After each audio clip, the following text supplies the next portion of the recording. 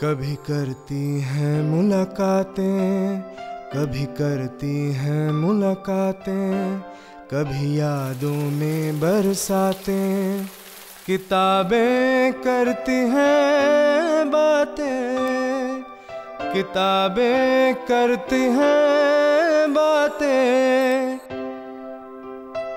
मन की गहरी झील में कूद जाती हैं कभी, सोच के दरिया के संग संग बहती जाती हैं कभी। चाहे शाम हो या हो रातें, किताबें करती हैं बातें।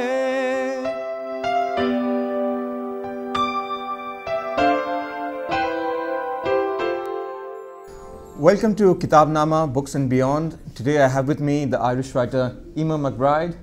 I must begin by asking you, have I got your first name right? And if I have, that's good. If I haven't, please tell me how it's pronounced. No, you have perfectly. It's Emer. And what does Emer mean? Well, it doesn't have a specific meaning, but she comes from Celtic mythology, and she was the wife of a great hero who sorted him out when he behaved badly. Really? So she's a kind of like a very difficult woman. Well, you know, it depends. For her husband, I think she was. Right. But in Irish or Celtic legend, she's a kind of heroine. Yeah, she's a famous, strong woman, and who made her man do everything that she asked. I don't know if a lot of Indian women recognize a figure like that, but definitely it's a precedent worth sort of hanging up in front of them. Absolutely. You've written one book, and it came out last year. It's called A Girl is a Half-Formed Thing, and I guess the title is very striking by itself, but I guess what struck the readers even more when they opened the book was that inside it, even the language seems to be a kind of half-formed thing. And will you tell us about why the language of the story had to be the way it was? Well, I'm very interested in the modernist tradition and very influenced by James Joyce particularly, and Ulysses, which is, you know, a great work of Irish literature. And really it was reading that in early 2004 led me to understand that language can be made a lot more. And so the stream of consciousness tradition is something that I'm interested in, but I felt that it wasn't enough and that there was more to be done with it. And I decided I really wanted to write a book that would give a tremendous immediacy to the reader's experience, an intensity to it, and to see if it was possible to write in a way that made the reader feel as though the story was happening inside their own body, almost as though it was happening to them, so that they couldn't separate from the girl, from the character, or from the emotion of the situation. They couldn't intellectualize or judge or step away from it in any way. Well, I was reading up a little bit about your book, and I think one of the nicest things that you said somewhere about it was that you tried to find that place in human consciousness where before we can think up our thoughts into proper sentences and proper language, the place where thoughts buzz, you try to aim for that mark in your book and reflect that aspect of human experience. Yes, because I think that's where a lot of life comes from, is the moment, is the immediate reaction, is the gut reaction, is the moment before we have already decided how we should respond to something, or how it is useful for us to respond to something, or how we are supposed to respond to something. It's when life is at its most honest, when you as a person are at your most true, is in that immediate moment before language has a chance to work out how you should behave, as opposed to how you immediately wish to behave. Is the book written in the first person or the third person, and is that distinction for you an important one in fiction? Well, yes, and it certainly was for this. It's written in the first person, but the book is also addressed throughout to you, who is the girl's brother. And that was about creating a kind of intimacy and immediacy. And I felt if I had been writing about her from a distance in the third person, the reader would have looked at her and viewed her experiences in the third person and from a distance, and I wanted to make it a very intimate experience for the reader instead. So isn't it kind of strange, and this is something maybe that people don't speak about a lot, by setting up the story in a certain way, you also allow the reader to be part of it. So there's a curious kind of intimacy between the writer the characters and the reader, like a new configuration. Yeah, absolutely. And you know, I've long argued against this notion that you must write for yourself. Because it seems to me if you write for yourself, you should write a diary, put it in your drawer and leave it there. You write to be read. And so you must, although you don't ever write to satisfy or to please a reader, you write with the notion that they are there, and that they will be a participant in it, and that you have to give them something. And you know, in choosing to write in the style that I have, it is quite fragmented, it is ungrammatical, it is punctuated in peculiar ways. I understood that I was asking a lot from the reader in terms of their concentration, at least until they got used to this and fell in with the story and got taken away by it. So I knew that I had to be aware of them too, that I couldn't turn my back and whisper into a corner. I needed to make the book accessible to them, although they might have to work a little harder to get there. And so the language is written in, the book is written in very simple language, with a very simple vocabulary that any 12-year-old child would understand. There are no words in there that are complex. It's not wordy, and it's not about that. It's about the language being able to be absorbed very easily, so that the style and the grammatical structure and the sentence structure becomes more quickly, more readily understandable. Part of the book's focus is the immense burden in Irish life of religion on the one hand, and especially Catholicism, and family on the other, especially as a woman of men. And I can see how Indian female readers especially would relate to both of that. So, but these are well-worn themes in Irish literature too, so presumably you're also aware that you need to cut against the grain of your own, of writers in and around you.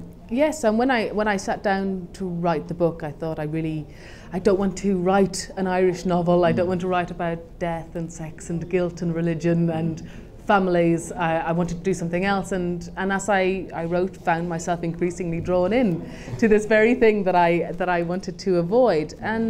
But in doing that, I understood that those stereotypes of Irish literature are there for a reason, because they are our stories, and those stories are actually pretty universal as well. Those themes are very universal, and what was important then was to try and write truthfully about those characters. And I did feel that a lot of female experience was very underrepresented in Irish literature, especially when dealing with those themes that women were usually sort of sad, wilting creatures who were put upon by drunken husbands, who had no autonomy of their own, who did nothing of their own volition, who reacted, and that was all that they did. And I wanted to write about a girl who acted, who acted under her own volition, who was trying, although she's hampered by societal expectations, by the way she has been reared to think about herself and her own sexuality, that she is constantly trying to be active in her own life, to not just react to the circumstances around her, but to free herself from those, to make her own decisions. And she is continually drawn back in because she is reared in a conservative society, and she can only think about herself in the vocabulary that she has been taught to think about herself, and so she is very condemnatory of herself, whereas if she had grown up in a more secular society, possibly she would have found other solutions to the problems that she encounters. And so it is using traditional Irish themes, but trying to look at them in a different way. Do you think men can write truthfully about women? I think men think they can write truthfully about women. That's why I asked you. Yeah. I think it's hard. I mean, as a writer, I think you always try to write outside gender. You don't sit down and think, I, as a woman, am writing female things. You just write, and what comes through, comes through. And I think if you can touch down into the base of humanity, then there's no reason why a man can't write truthfully. And any more reason than I shouldn't be able to write truthfully about a male character, because the human supersedes everything else. But it is part of the gender politics of our age, I mean the literary politics of our age, to think that some of us can't get to other places, and in a more extreme case almost there is a kind of wall around what kinds of things you can represent or not, depending on who you are, isn't it, in some places? Well, I think women have long been, ghettoized into writing about the domestic, that is seen as their province, and that this is what they can do, and they dare not try anything else. And I do think writing this book and being interested in modernism and trying to pick up that baton and do something else with it has shown that that's not the case, and that even if you're using a family setting or a domestic setting, it is possible to see life in other ways. And males have long held or helped themselves to the intellectual crown, and they eschew human emotion and all of that sort of thing. And I don't really think that's true. I think it's also something easy to say. And an easy out when people are feeling lazy. But there's a lot of work to be done still, certainly. You spend a lot of time with this book, maybe not so much time writing it as then living with it, waiting for it to come out. And is it very hard to believe in your own project then when, I know you said that it's kind of brave of you to say that you don't write for yourself, you write for readers. When it turns out for years and years, it doesn't seem, at least from publishers, that the answer doesn't seem to be that the readers are interested. Yeah, I mean, it was very difficult to spend 9 years thinking that I was a failure and that my work would never be read. But it was also useful in that it made me concentrate on what was important to me as a writer. What was I really doing? Was I writing so that I would be a successful author, or was I writing because I felt that I had something true to say about humanity, about the human condition, about life? And so, I started to work on the second novel, even though A Girl is a Half Formed Thing hadn't been published, and tried to keep the weight of that sense of failure and the dread of writing another book for the drawer off that. But, when the book was eventually published and it became successful, that sense of failure has helped to insulate me also from success. So I understand that all of, the failure is outside of me. Yes. And the success is outside of me, but what it is that drives me as a writer is the thing that's on the inside, and that doesn't change no matter what happens on the outside. Well, finally you picked up a small press in Norwich, is it? Galley Beggar. That's right. Which I'd never heard of, but what a great name. But you said you think of yourself as part of the history of modernism. Part of that history is also that of the small press, isn't it? Would you like to say something about the place of a small press in a corporatized literary world? Well, I think certainly in the UK and in Ireland at the moment, the small press is having a big resurgence, and it seems as though there's a battle for the soul of literature, and the independent press, I think in many ways are winning, and they're ahead of the game. They're taking up, presses all over the place are picking up books that major presses have felt too nervous about, have felt afraid to publish, have felt weren't, sufficiently marketable, and I think there's a chance they might be the salvation of literature and the publishing industry. It's very nice to hear. What do you think is the place, what do Irish writers, what relationship do they have to the English literary tradition? Are they simultaneously part of it and outside of it? Yes, and I think we have our own very rich literary tradition, which you must tell us a little bit about, because I was hoping to ask you about that. Well. We have an Anglo-Irish tradition, really, which is Irish writers not writing in the Irish language but writing in English. And I think that attitude towards language that is bred by having one language laid over another language leads to a lot of very interesting experiments. And so it's not really, it's not a surprise that a lot of the outstanding figures of 20th century literature, like James Joyce, like Samuel Beckett, or like the poet W.B. Yeats, are Irish. And also, a lot of writers who are thought of as British, like Oscar Wilde or George Bernard Shaw, who of course were Irish. And so I think we have a tradition of irreverence when it comes to language, when it comes to norms of more conservative British literature, that sets us apart. And certainly when I was in my teens reading Edna O'Brien, who's a really wonderful, very important Irish writer, also influenced by Joyce. And it has to be said, most Irish writers have to admit to being influenced by Joyce, because he is the monster of the 20th century, Joyce or Beckett at either end. But you know, it's a very different kind of literature as a result of that language. What are the great, you know, I think we're also in a kind of age of literary tourism. I remember as a student in England, I went around the Lake District and went to Wordsworth's cottage. What in Dublin is there to see as kind of Irish literary landmark? Well, you know, I think Dublin itself is an Irish literary landmark. Okay, you know, I think what you need is to find someone who knows a bit about James Joyce and ask them to take you on a walking tour, and they can. Could you be that sort of person?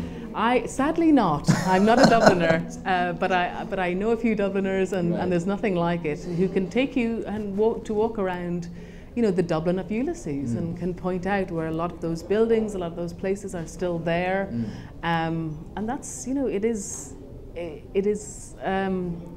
beast of literature, Dublin, and of Ulysses. Very particularly, that's what you want to read, and that's where you want to go. You don't live in Ireland yourself anymore? I don't. I live in the east of England. And why is that, or is it just simpler? It was, well, no, my husband had got a job in the east of England, and so very randomly we moved there, and the fact that this bookshop was there and I ended up getting published there was all really luck. It was something that might very easily not have happened, but it was a fortuitous move. Outside of Irish literature, who would you consider to be your major influences on your work, on your thinking? Well, when I was growing up, I read a lot of Russian literature, so I think Dostoevsky is you know, hugely important to me and influential. But also writers like George Eliot, who, you know, spoke about the human condition in, you know, very extraordinary and sophisticated ways. The Brontes. But I also read a lot of Eastern European literature, so I love Karel Čapek, for instance, who is, you know, tremendous fun, but also incredibly painful to read, and I like that kind of book that can do that. I'm not a great reader of American literature, I have to confess, but I will be rectifying that soon, I hope. I wanted to ask you a final question. What you've done in your book is very unusual and very brave as a writer. And when you try and make new rules as a writer for how you're going to tell your story, what is then the litmus test for knowing if you're being honest or not? I mean, you have to set up like a new kind of mechanism, isn't it? To like, why do you change one sentence and not another? It's tricky to answer that question. It's an interesting question, but it's hard because, you know, the answer really is instinct. That there is you can think all you want, but there is a moment where you have to allow your writer's eye, your writer's self, to take over and to take responsibility and trust that that's there, and that if you really are a writer, it will be there and it will help you through. All right, Emma, I think that's what all we have time for, but I hope you'll have a good time for the rest of your time in India and take a suitcase of Indian books back home. I certainly will. It was a pleasure meeting you. Thank you for tuning into Kitaabnama, Books and Beyond. So I'm starting from the very first page of Seahorse, right at the beginning, where we come to know that something terrible has happened to the protagonist, Nem. His love and his lover, Nicholas, is suddenly missing. Everything opens in medias res, in the midst of things. What are starting points if not fables? For beginnings may come in the middle of someone's life, at its end, or somewhere in between. And so I begin with Nicholas's disappearance, the moment I discovered he was missing. I remember like it was yesterday, although perhaps that isn't an accurate way to phrase it. Yesterday may be further away than 2 years past, than 7 or 10. I can't recall my supper a week ago, but that morning remains palpable in my memory like the touch of sudden heat or tremendous cold. It's a wine I've sipped and sipped so long, it colors everything else on my palate. It was July, but early enough in the day for the air to still be mild, sunshine glimmering white around the edges, warning of the warmth to come. I'd arrived at the New Delhi railway station at dawn. I hurried back to my room in the north of the city in a taxi. through old Daryaganj, along the wide length of Rajghat, the pale fury of the Red Fort. Everything, I felt, was touched by unimaginable beauty. After only a quick shower, I headed to the bungalow on Rajpur Road. I was in a hurry. I took the shortcut through the forest. When I reached, the security guard wasn't at the gate, and the wicker chairs and table on the lawn nowhere in sight. I remember, as I walked up the porch, dusty and littered with leaves, how it crept into my heart, a rush of something like love. When I tried the door, it opened easily. The bungalow lay still and silent, everything in its place. The dining table set as though for ghosts, with plates and cutlery, the drawing room tidy with cushions, neatly brushed carpets.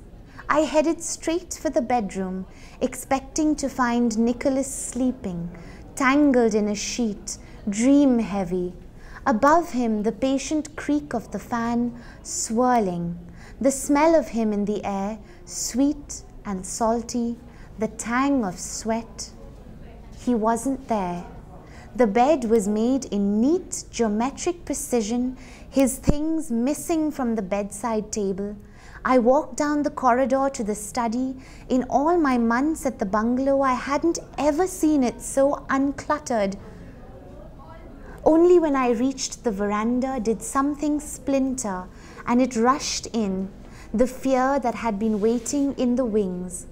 In the corner, the aquarium, that bright and complete universe, was empty. So Seahorse is a book about incompleteness, and it explores how the things that don't happen to us have a very strong power over us. So the excerpt that I'll be reading is about how the things that don't happen to us in life are often the things that draw us and have a power over us. If you visit the Galleria dell'Accademia in Florence and walk into the hallway where David is displayed, it's difficult to look at anything else. When you enter, he's to the right, and you are suitably entranced. They've positioned him beneath a glorious dome, and he's bathed in natural light. He is an angel. You circle him slowly, gazing up, casting your eyes over his limbs, studying the shape of perfection carved out of a 19-foot block of marble. Your thoughts are sparse, limited by awe. Somehow, words and emotion seem inappropriate, inadequate, out of place. Yet if you enter and turn left, you encounter something else entirely. Michelangelo's Prisoners, placed in a dark corridor, rows of figures commissioned for the never-completed tomb of Pope Julius II. They are unfinished, perpetually wrestling with stone. Unlike most sculptors who build a model and then marked up their block of marble to know where to chip, Michelangelo always sculpted freehand, starting from the front and working his way back. These figures emerge from stone as though surfacing from a pool of water. They will not stun your mind into silence. Rather, they rouse it. You are moved by their frailty, their endurance. They are endless metaphor and infinite possibility, much the same as anything unfinished in our own existence. We treasure the incomplete, for it lends us many lives, the one we lead and the million others we could have led. We are creatures of inconsistency, passionately partial, unexecuted, unperformed, undone, unaccomplished, and unconcluded. David will only be David.